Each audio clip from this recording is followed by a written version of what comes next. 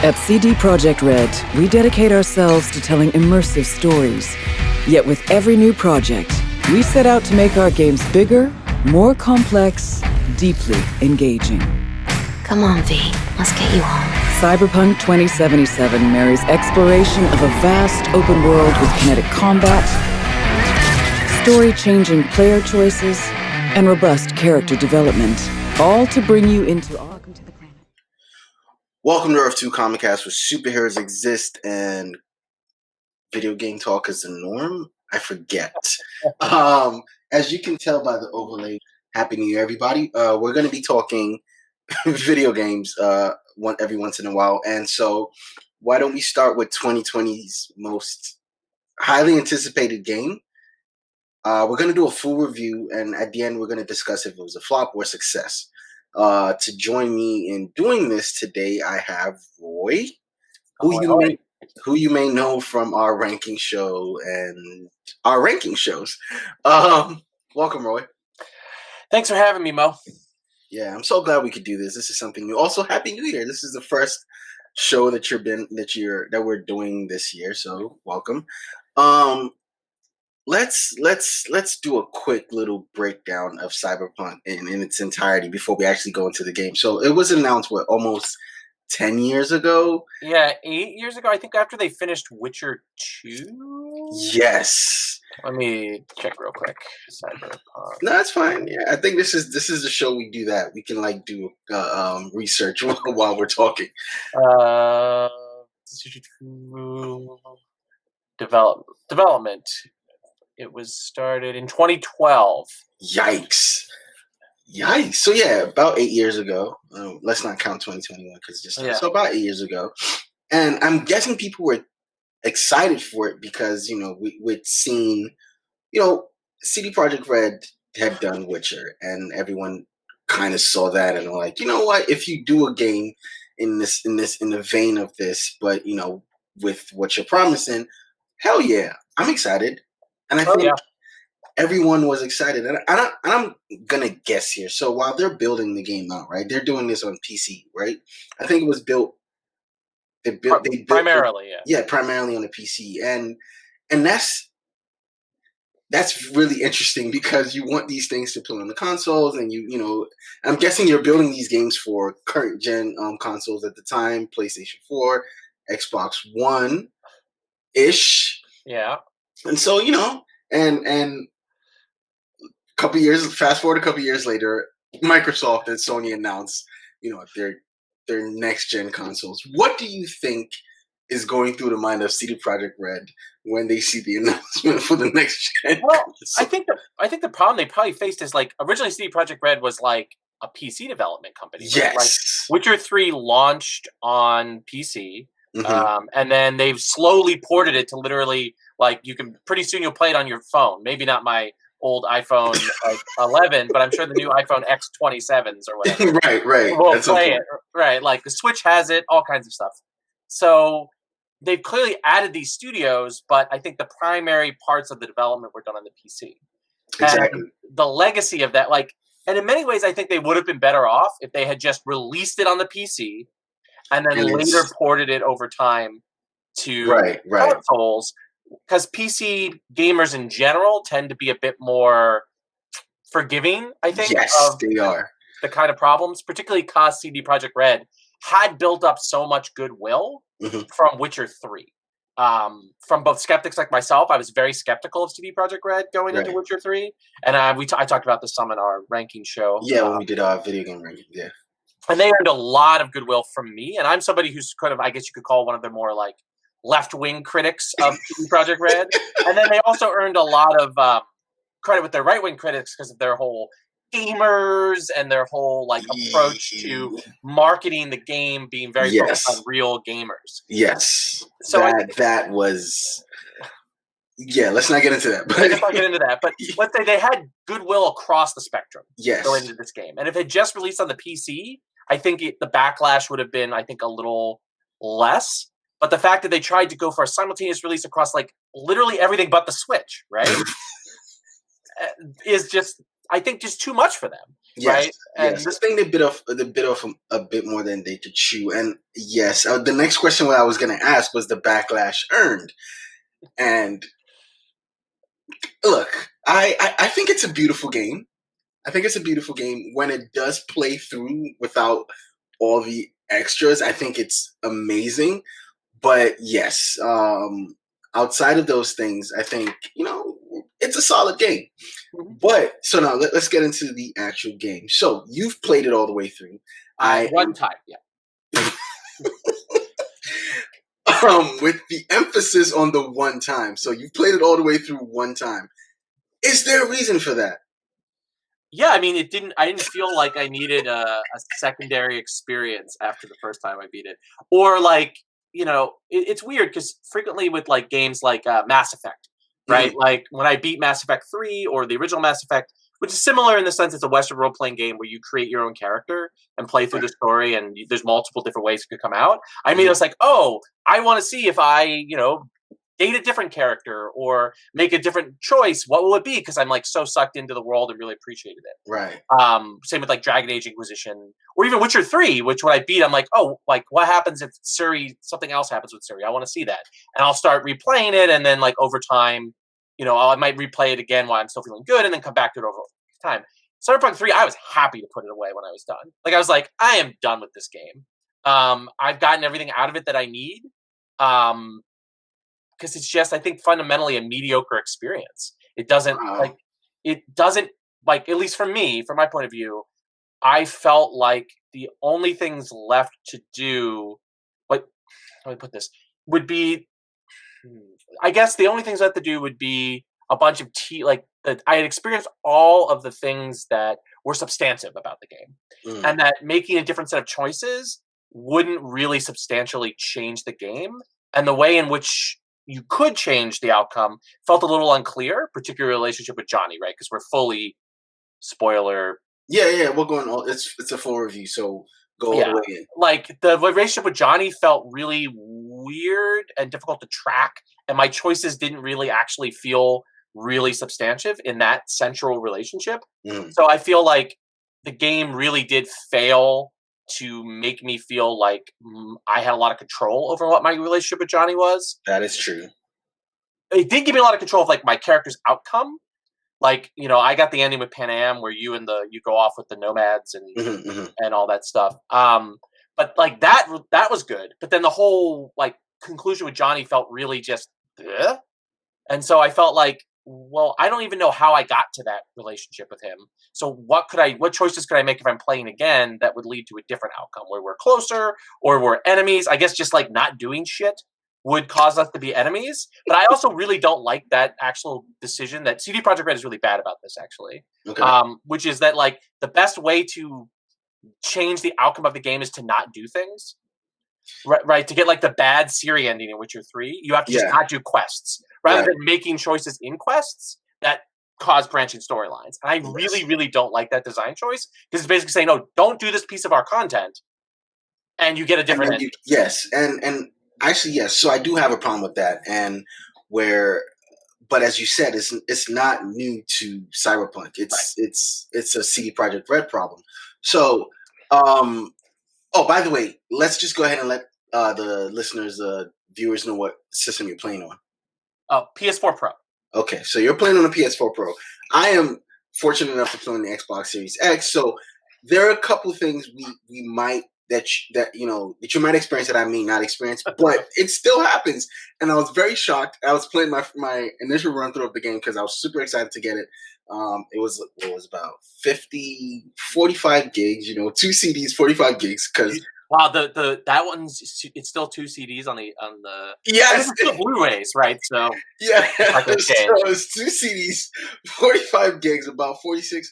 So the first day was the first CD, and that went about half. And then you put the second CD in, and that was like 5 gigs, and that ran all the way. That was the CD that had.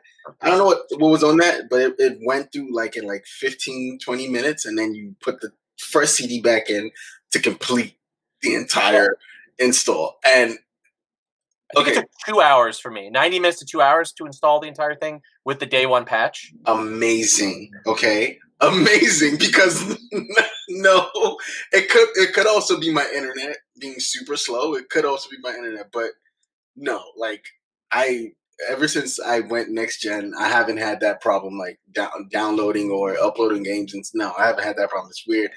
That game had that problem out the gate. So that's the first complaint I have for that. Also, for a friend of mine got on PlayStation 5 and it went in like it was one CD and really quick. And so I'm apparently the Xbox Series X is supposed to make you feel like you're playing a PC, like you're, the it's a PC in it's a $600 rig, right, PC gaming rig. And I didn't feel that for this game. Oh man, what can I say? Oh, and then what's his name? The first guy you're running with, Jackie. Super annoying, by the way, but. I like Jackie, but you do? I think he's annoying. I'm a softie. Like I'm. Yeah. So I mean, he wasn't my favorite character, but I was like, not at all. I thought he was annoying out the gate. I didn't like him. I mean, the initial run-in where you meet Jackie, I thought that was whatever. But moving forward from there on, I didn't like Jackie. He's very annoying when you're trying to be stealthy. Oh, right. Yeah. Yeah, I guess for the first mission, I wasn't like trying to be stealthy. Oh, okay. I was also like figuring out like what my character like wanted to do. Right. Like, and so that like I replayed that sequence like where you go into the what are they called, the super robot people. The gang, right? The gang, the spider robot thing. Yeah. I forget the name of that because I played it a while ago, but I know. Yeah. I'm sorry, Jackie's annoying. Yeah, that's fair. And when I found out he was going to expire, I was like, I can't wait. So I played it up the way through just to watch him expire. And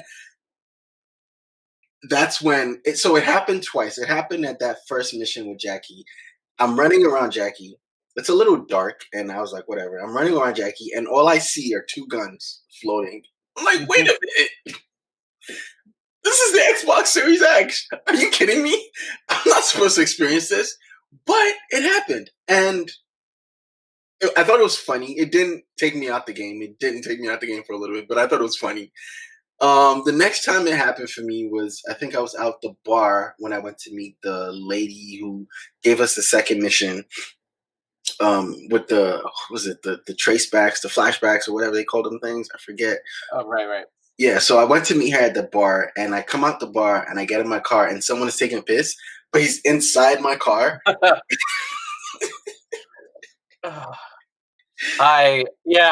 mean, that's a Witcher 3 thing. Okay, yeah. That's a Witcher thing. But again, those I think were funny. Just little glitches here and there. A lot of the glitches were like really funny. Yes. Or like, and I've also like I've played a lot of Baldur's Gate 3 in early access recently, so like I'm a little like early access, like just lean into it kind of mood. So I was like very accepting. But it really did pull me out of the game at several critical moments. Like for me, when Jackie dies and he's like, bro, I love you, you're my best friend. It's this like big moment.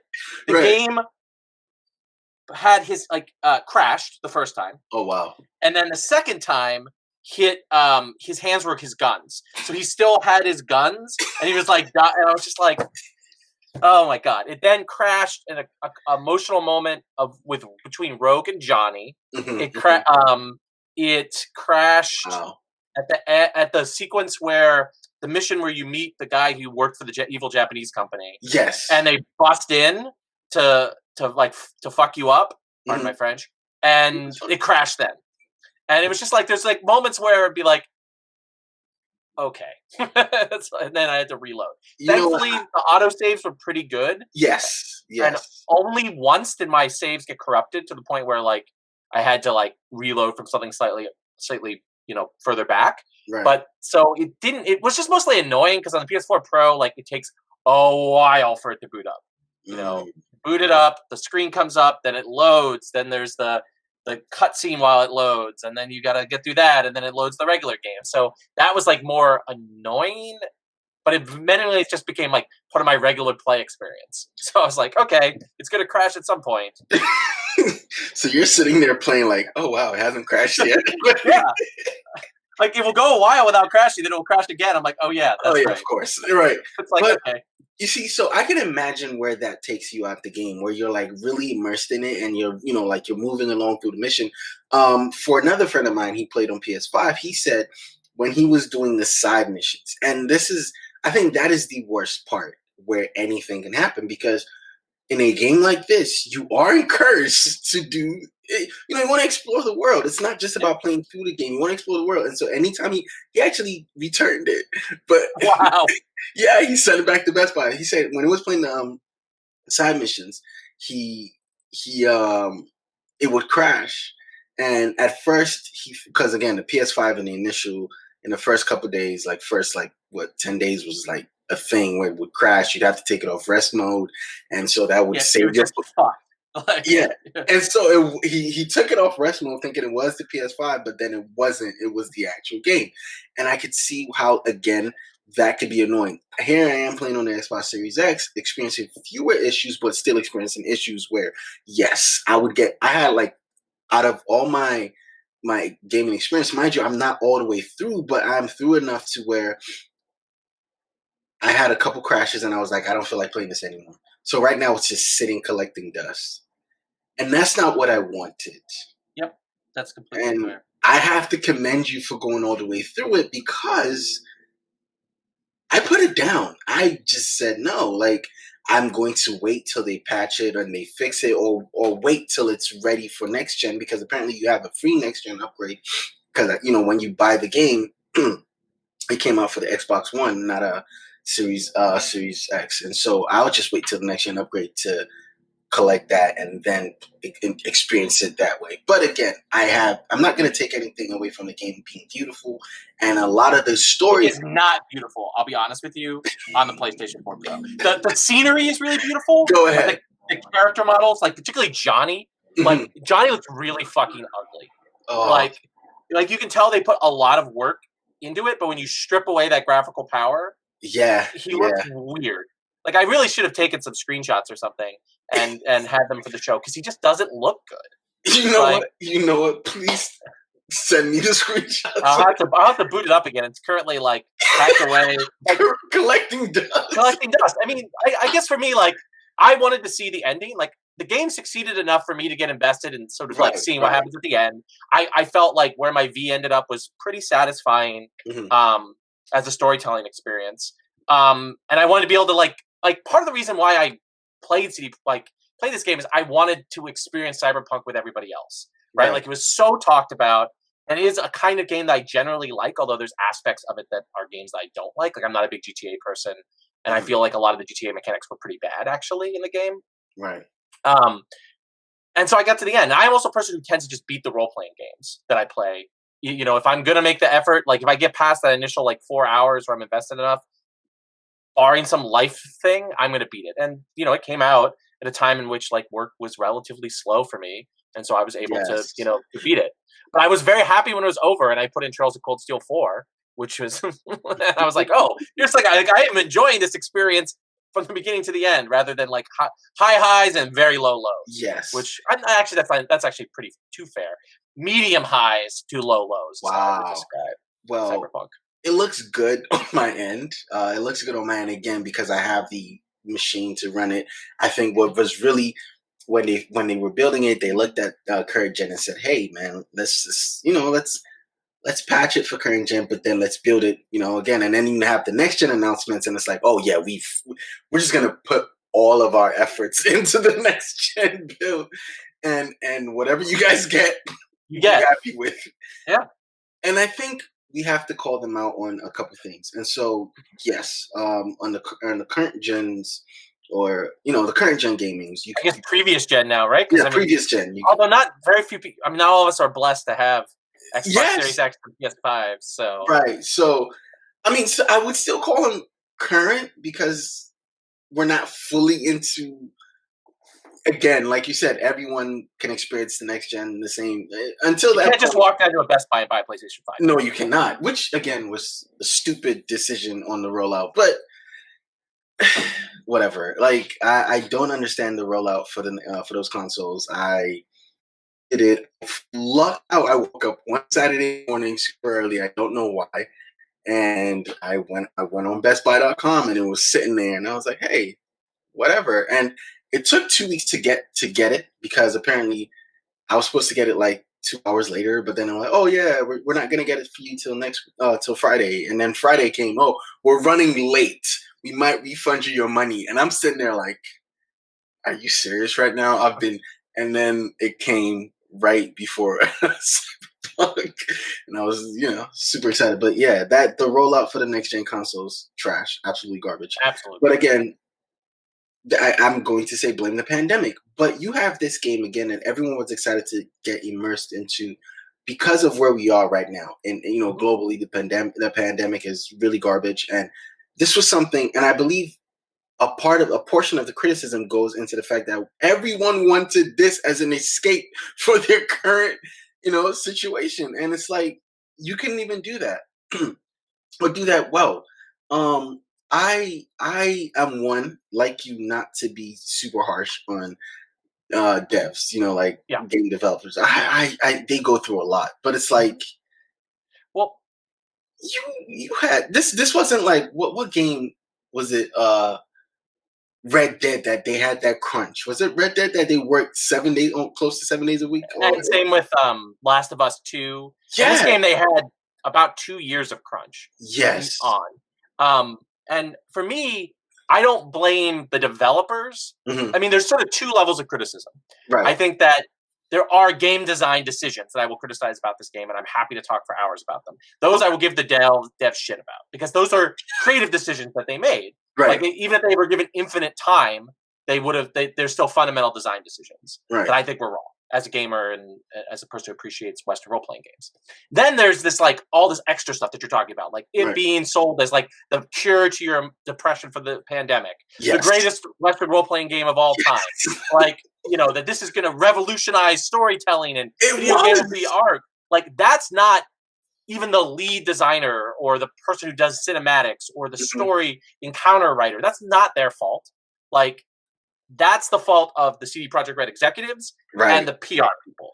Yes. And no one deserves death threats, but the people who deserve shit, like really hard shit for how CD Projekt Red was given out, is the executives and the PR department. Yes. Who made the decisions to oversell this game to us. And they had the game.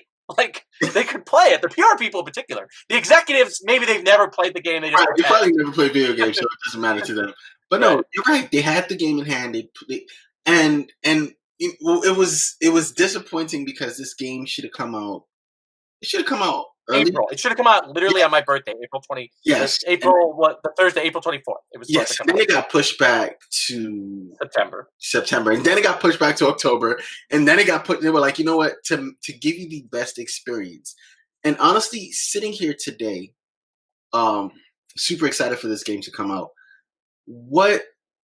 And then it comes out, and this is. Would you have minded if they pushed it to say April 2021? Yes. No, I mean, like, at the end of the day, I would have been like annoyed. Yeah. But at the end of the day, like, if it leads to a better game, then obviously I think delays are good. Like, I am as frustrated as one might be with like when a game is going to come out, like that you're really, really interested in. Like, for example, Baldur's Gate 3. That is probably the video game I'm most excited about. It's in early access. I played it in early access. Okay. I have a feeling that it's gonna, theoretically it's supposed to come out at some point in 2021. The full release, I would not be surprised if it doesn't come out until 2022, 2023. Same with like the Mass Effect Legendary Edition, which was supposed to come out this past fall. But they've apparently, like, the behind the scenes thing is that like Mass Effect, the original, sucks, and they've been working to make it more playable for people who've never played Mass Effect games before. Yeah. You don't want somebody who spends $60 and the first game in the thing is like crappy, and they have to like wait. Like, the really great games are 2 and 3. 2 and 3, right? Oh man. And so I was frustrated when I found, like, when they announced that it's not coming out until sometime undeclared in 2021. But at the end of the day, if that leads to a better game experience and leads to the developers being able to have functional lives, then yes, take as long as you need with it, and particularly like release windows, I think, are really something that video game companies should start. I'd look to until you've gone gold and you know that the game is going to actually ship, then you say it's all right. You'll be able to play it September 19th. Mhm. Like saying like the people who are doing the Pathfinder game, right? They're saying like winter 2021. Well, okay, I'll look forward to it, right? Right. And if they don't hit, they can explain why they didn't hit. But it's not like schedule your life around November 21st, 2021. Take off days off work. Right. To play this game that's not going to come out. And then, no, but again, so sitting here again today, knowing what we know, would you call this game a success or fail, flop? It's a failure. I wouldn't say it's a flop. Like, it's It not. had to refund a bunch. No, but they did make the money though. They did. I mean, even with the refunds, they've said they've already like recouped some millions of dollars. So yeah, and that's crazy. That's crazy to me because you refunded a lot, but it's not a success. It's not a flop. So it's a failure. Yeah, I think it's I mean, fundamentally, getting rid of like all the hype. Well, a lot of the hype. I think the game is just a failure on the terms it sets itself for. It is not a good follow-up to Witcher 3. It is not a better game than Witcher 3. It is not like it as a cyberpunk experience. Like overall, I found it unsatisfying. Like it's fine. Like it's a mediocre AAA video game. Like it's like that's what it is. And like people, like my friends keep being like, well, "Why are you still playing it? You have all these complaints." I'm like, it's a all right game. Like it crashes a lot, but like at the end of the day, you blow some stuff up, you interact with some characters. It's a perfectly fine way to like waste your time, during the pandemic. But that's all it is. Like it's not this transcendent like storytelling experience the way in which like a lot of people have found Last of Us 2, or a lot of people have found Red Dead Redemption, or like I found Witcher 3. Like by the end of Witcher 3, like I was moved by the ending. Like the relationship between Geralt and Ciri like pushed me to complete that game at like 5:00 in the morning, right? Yes. Like, and it was good.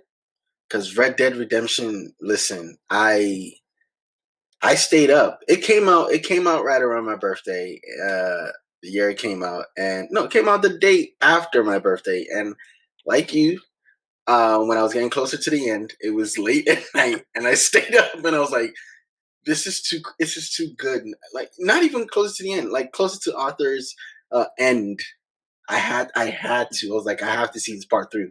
And that is again, like you, that is what keeps you in the game. That's what keeps you playing. Granted, you sit back and you hear the behind the scenes story of Red Dead, and you're like, crap. But then you're like, oh, this is a great game. I'm still gonna play it, and give the devs like, oh, it's almost playing the game is like a thank you. Like, you know what, you guys. I see what you did. Thank you for making this awesome game, and I'm gonna play it in your honor. But sorry for overworking. Yeah, I mean, this game was not worth the number of divorces and anxiety attacks and mental health damage that was done to the poor developers. Like, just at the end of the day, you could argue that Last of Us 2, for example, is which is not a game that I think is any good because it's not my kind of story or my kind of game, but like I definitely get it. Is this like it pushes the video game, particularly the AAA video game world forward? Same with Red Dead 2, but that's not what Cyberpunk is. Like no, it's just that was what it was. It was hyped up to be. Right. And then so let's talk a little bit about the gameplay itself, the game itself, the story. But you do in the beginning of the story, you wake up, you have a job, you take the job because you're trying to help a friend, and you end up getting arrested. Yeah, I picked the Corpo origin. So what ends up happening is you work for a corporation. Your boss tells you that you need to go off this woman who's his rival or whatever, and then you're going to Jackie to set that up. And then the corporate thugs show up and say, "You're fired. We're taking all your shit." And then Jackie's like, "Well, you don't have any shit. Let's be mercenaries together." Then there's that really cool sequence where you're like initially working with Jackie. That's actually very well done. So everybody gets that sequence. Yeah. Well, I took the street kid. I played the street kid, and so well, that's interesting because at the beginning of that, you're doing a job for a friend, a bartender who's in trouble.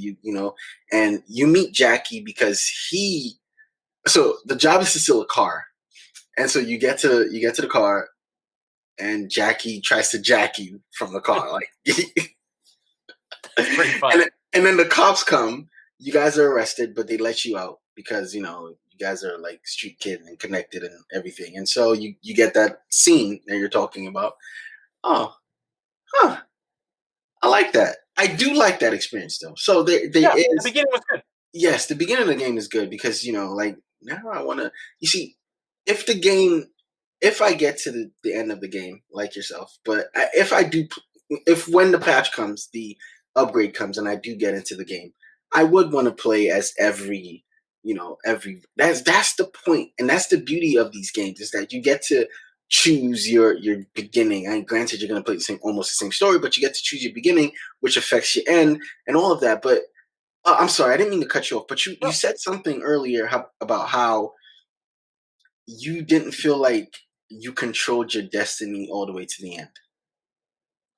Particularly when it came to the relationship between, Johnny and V, your character. I think that there's moments. What's so weird about the game is that they really are committed to telling the story in as like non-linear way as possible. So that you can do like part A and then part F and then part B and then part Z, or not Z because Z's the very end because that you have to do. Then part like X and then go and do part C and then do part F. Like you can do it in a whole bunch of different orders. But what that leads to is like particularly Johnny's the only character you constantly interacting with. And in many ways, from a storytelling perspective, from Witcher 3, which the like best thing in Witcher 3 was the moments where Geralt had somebody with him that he was like playing off and interacting with. And Johnny solves the problem of you always have someone that V can play off of. And there's always someone you're interacting with, right? And is responding to your actions. That seems cool. But the problem is the character development of Johnny is so uneven. So you'll do a quest line and make progress. And then you go to the next quest line and you're back kind of to the beginning of your relationship with him. And it's not really reactive to the choice you made, say, at the end. So you finish quest A and then you start quest F. The results of quest A don't really relate to where you start quest F. And so it's this like weird thing where like kind of you revert back to, you and Johnny kind of being adversarial if you ended the previous quest as kind of friendly. Or if you ended the previous quest adversarially, you're now friendly at the beginning of this next one. So it's not a coherent, like, here's V and Johnny becoming friends or enemies or whatever. It's more like jumbled. Because I would literally finish a quest and be like, wow, I made progress here. I think I've got a good read on where my relationship with Johnny is. And then he will say shit that makes no sense based on where we were at the end of the previous quest. And it just like constantly pulled me out of the immersion of that central relationship. Okay, well that makes sense. And so, what else? Is there anything else you want to talk about from Cyberpunk? Yes, that fact that Johnny is a failed character as well. My wife hated him so much by the end of it. Every time he was on like screen or we do a quest, she's like, "Oh, there's fucking Johnny again," because he never really becomes more than a pile of tropes. That's really well acted by Keanu Reeves. Like Keanu Reeves is trying so hard. Like as much as like Keanu Reeves is capable of trying hard, right? Like, that's not really his acting style, but he's trying. But at the end of the day, the character of Johnny never transcends the tropes. And like that's the biggest problem of the show is the game is that it never transcends the tropes. And it's constantly screaming at you, it's Cyberpunk, bitch. Like something will happen and be like, it's Cyberpunk, bitch. And it's like, oh my God, okay, I get it. Like I get it. This is so Cyberpunk. Cool.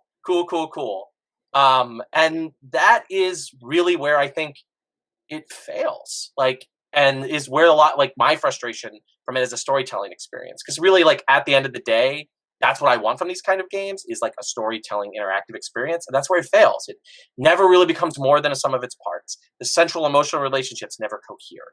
And that just makes it really frustrating. Again, because I also know that this company can do better, I'm frustrated. Like, yes. Again, to go back to Witcher 3, like Ciri and Geralt's relationship carried me through that whole game. And Johnny and V's relationship did not do that here. And there we go. Yes, this game from this company, again, as you said, this company can and has done better. So it's kind of weird. It's kind of weird. Again, what were they trying to do with this game? Like, it's the bigger question. Like, what were they trying to prove? I mean, granted, I feel like again, what they were trying to do was, hey, this is going to be the game to end all games, and instead of making it the game to end all games, they took away some of their goodwill. Again, and you play The Witcher 3 and you come here because again, you play The Witcher 3 and you're like, oh my god, this is a CD Projekt Red game and I'm super excited for it, and it's probably going to be super amazing and I'm going to be all the way into it, and you come back and it's like, what the heck? Mhm. Anyways, do you want to go ahead and plug a game that you're playing right now? Yeah, I am playing Trails of Cold Steel 4, which is it's a Japanese role playing game. It's from the Legend of Heroes series. There's the more famous one, I guess, for a lot of people is Trails in the Sky, which came out in the middle of the 2000s. I think like late Bush administration maybe is when the first one came out, and they've now done a bunch of different games. This is the finale of the current sequence that they're doing. I highly recommend it if you like JRPGs. It's a series I would extremely, extremely, extremely suggest, because it is very Japanese and it plays with Japanese tropes. So if you're used to how modern anime / modern JRPGs work, and you have a tolerance for that, you'll love it. If you don't, then there's other games. There's other games. All right. Well, that's great. I'm currently playing Ghost of Tsushima. It's funny that you're playing a Japanese game, a Japanese-inspired RPG. I'm playing Ghost of Tsushima. And again, I'm going to say, how did Ghost of Tsushima not get Game of the Year? But I guess you see, that's the thing with coming out early. You know, if you're earlier than everybody else, is everyone gets to see you and experience you, and then you get like The Last of Us 2 when The Last of Us 2 dropped, and then whatever happens in that gets to grab you. Mind you, I have played The Last of Us 1 or the first Last of Us, and I'm like, you know what? I can see how this game will get Game of the Year, but currently playing Ghost of Tsushima, and I'm like, I don't know. I don't know. But no, thank you very much, Rory, for Thanks for having me. Taking time of the day to talk about this game and talk about the game that we were all supposed to be super excited for because of the pandemic, and we're here now, and we're like, wow, this is not what we thought we were gonna get. It's not a it's not a flop, it's not a success, it's a failure, and it's a failure in the sum of its parts. Yep. That's definitely what I would overall say. Yeah. Yeah. So this is the first game that we're talking about. This is the first game that we've gotten to review. Hopefully, we get to review more successful games moving forward. But for Mass now, Effect Legendary Edition. That's probably the next thing I'm going to be playing. Whenever they decide. Because now I understand why they're pushing it back. And if you're any other game developer, you're sitting down and you're watching what happened to CD Projekt Red, and they're like, yeah, we're not ready to go. Let's not put any, because you can't. Again, the pandemic is not gonna let you be lazy on what you give us because we have time. And okay, one more thing before we go. I saw a lot of people saying, "Oh my God, why is everyone complaining about this game? There have been other games that have crashed before." Guess what? Yes, no one is saying they haven't, but this is not that. Everyone has time. Everyone has time. So we're going to be sitting, especially when you hype something up like this for us, we're going to be sitting with this eyes open, ready to go. Let's say, it wasn't the pandemic, you have a life outside, you have things to do outside, you're kind of spending time between both. You're able to, when your game crashes, I've played for 6 hours today. Let me go outside. Yeah. You can't really do that here. You're stuck. So what's next? So I get it. Again, it's unfortunate what happened to this game, but it's also their faults, as we've agreed. Yeah, and I think that the other thing is, I think it's a combination of promise plus time. Mm-hmm. Like, now, whether or not the developers actually had that whole year to optimize the game, they clearly didn't. Right? A lot of the reporting is that they spent most of those 6 years in basically a prototype, and it was only really the last 2 or 3 years that they've actually been working on the game, what we play as an experience. And then, when you think about that, basically this last year has been all additional crunch. So they've only really been working on the game for like 2 years. Then a lot of this comes up. And what I really hope it does is it shows game developers that you can't make promises like this and have unsustainable work practices. Right. And I mean, if only so many industries would also figure that out, from education to everything else, that you can't make all these promises to people and then have your workers, whether they're brilliant developers, which clearly some of the CD Projekt Red developers are, and look how beautiful the scenery is, even on the crappy PlayStation 4 Pro version. Like, they have extremely talented people working there, but you can't, turn piss into wine, like that, no matter what your talent is. Right. So again, thank you very much, Roy. We will be back to talk about another game sometime soon. But it's nice having you. Always a pleasure.